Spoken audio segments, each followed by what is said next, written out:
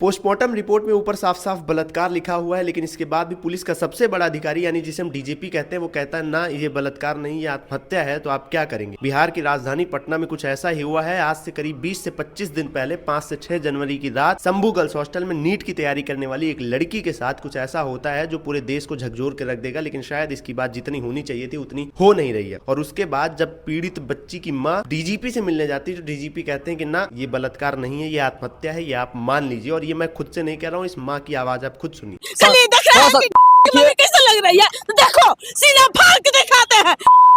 देखना चाहता है ना? पूरा पुलिस महकमा कह रहा है कि नहीं ये आत्महत्या है, जबकि जो पटना मेडिकल कॉलेज की रिपोर्ट आई है पोस्टमार्टम के बाद उसमें लिखा गया है बलात्कार है, लड़की के प्राइवेट पार्ट्स में चोटें हैं, लड़की के कपड़ों में ह्यूमन सीमन मिला हुआ है। एफएसएल की रिपोर्ट भी यही कहती है। दोबारा जांच के लिए एम्स में रिपोर्ट गई हुई है, लेकिन इसके बाद भी पुलिस का जो महकमा है वो कह रहा है कि ना ये बलात्कार नहीं है, ये आत्महत्या है। अब पुलिस किसे बचा रही है भगवान जाने, लेकिन ये पटना के डीजीपी का बयान कितना संवेदनशील है आप सोच कर देखिए जरा। जब एक तरफ राज्य की मेडिकल जो पूरी इकाई है वो कहती है कि नहीं लड़की के साथ दुष्कर्म हुआ है, उसके बाद भी पुलिस का ये कहना कितना भयावह है एक राज्य की कानून व्यवस्था को बताने के लिए कि यहाँ क्या हाल होगा। सोच कर देखिए एक बार जरा। अब इतना ज्यादा ये मुद्दा उठ चुका है कि इसके बाद अब सम्राट चौधरी सीबीआई जांच की मांग कर रहे हैं। सोच कर देखिए, पटना पुलिस, एसआईटी, सीआईडी ये सब फेल हो गई हैं और भगवान जाने किसको बचाने के लिए ये टीमें इतना नहीं पता कर पा रही है कि शंभू गर्ल्स हॉस्टल में 5 से 6 जनवरी की रात हुआ क्या था। सोच कर देखिए कि कितना दर्दनाक होगा एक माँ बाप के लिए सुनना कि उसकी बेटी जिसके साथ दुष्कर्म हुआ हो, पुलिस ये मानने को ही तैयार नहीं कि उसके साथ दुष्कर्म हुआ भर है। सोचिए, बेटी बचाओ बेटी पढ़ाओ जैसे नारा देने वाले मोदी सरकार, और उन्हीं की सरकार है बिहार में, एनडीए अलायंस है। जेडीयू के मुख्यमंत्री हैं इस वक्त नीतीश कुमार और उप मुख्यमंत्री बीजेपी के हैं, दो गृह मंत्री विभाग भी सम्राट चौधरी के पास है जो बीजेपी के नेता है। उसके बाद भी उनकी पुलिस ये नहीं पता कर पा रही है कि दुष्कर्म के आरोपी कौन है, जबकि पोस्टमार्टम में साफ साफ लिखा गया है कि उसको जमीन में रगड़ा गया है, उसके चोटें हैं, उसके शरीर पर नोचने के निशान है।